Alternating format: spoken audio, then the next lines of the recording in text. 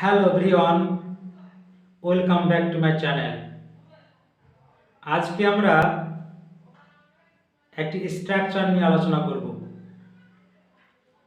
আমরা অনেক সময় বলি কোনো কিছু ফুরিয়ে গেছে।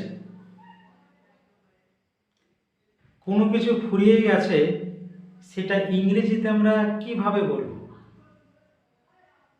যেমন ধরুন, জল ফুরিয়ে গেছে।